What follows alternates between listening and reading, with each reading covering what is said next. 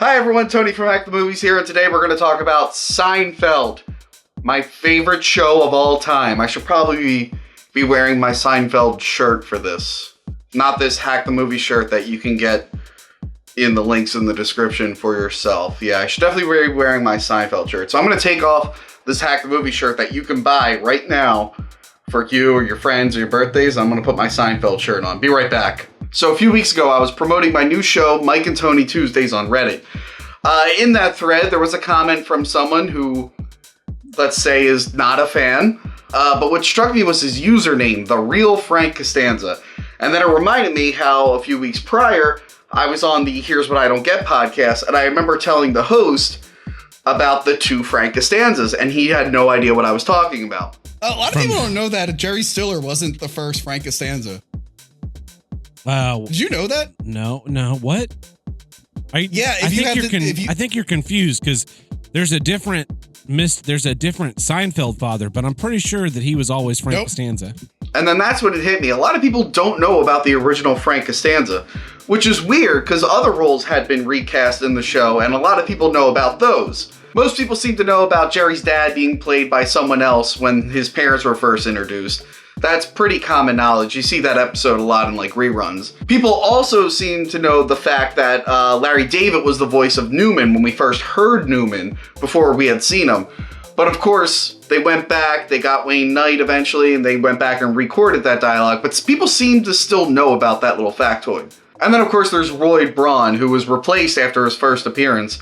And it's actually kind of funny because people remember the crazy Lloyd Braun more than they remember the original Lloyd Braun, which is interesting to think about. But a lot of people still don't know about the original Frank Costanza, unless you own this DVD.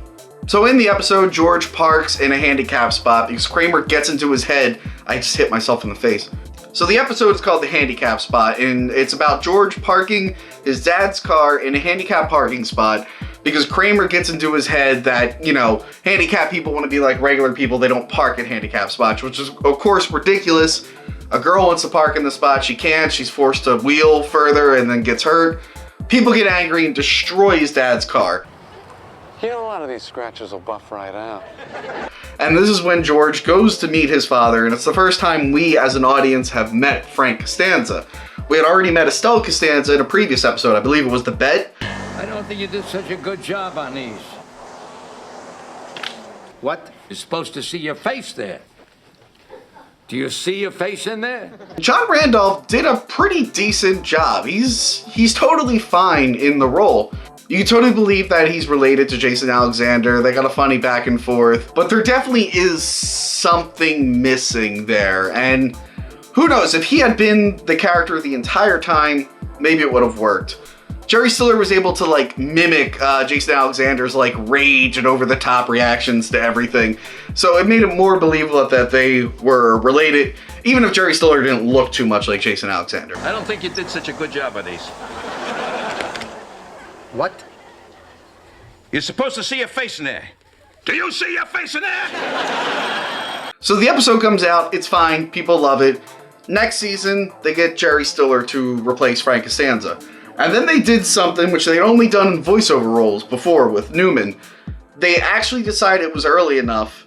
And remember, Larry David was like a stickler on continuity. He really liked having continuity between episodes and seasons and callbacks and stuff, although there are some continuity errors that I might address in later videos.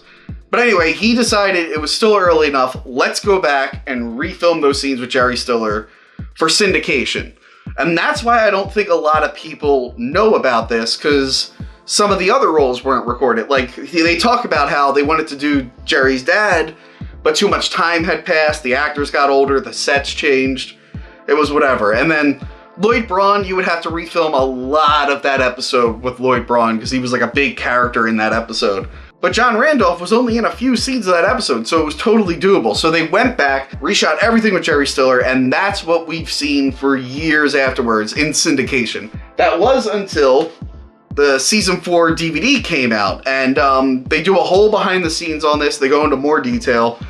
There's a special introduction by Jason Alexander, who calls the episode My Two Dads, because he loved working with both actors. John passed away this year, and so I'm very happy to say that for the first time since it aired on NBC, This is the original version of the handicap spot, or as I like to call it, my two dads. As far as I know, this is the only way you can see that episode. And I remember when I first saw the episode, it shocked me because I didn't know about this. Like, I'd seen earlier episodes, like, oh, that actor's different. It's like, whatever. But Jerry Stiller, like, Frank Costanza is a huge character. And I remember seeing the episode, because I had already seen this episode before on regular TV.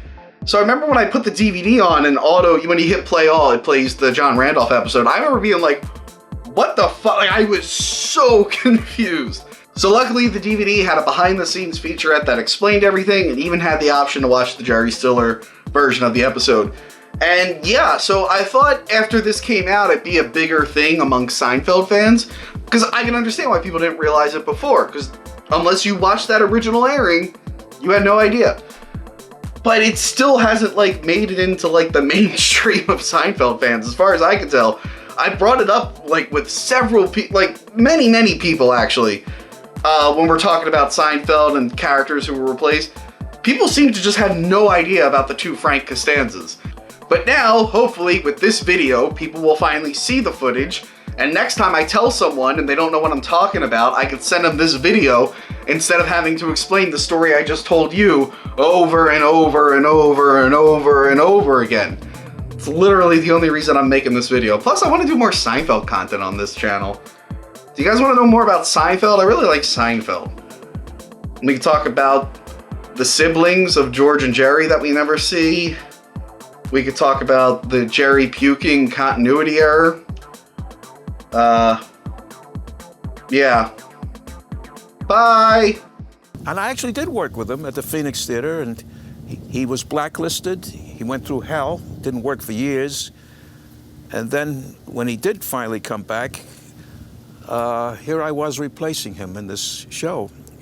And I had very mixed feelings, but not for long.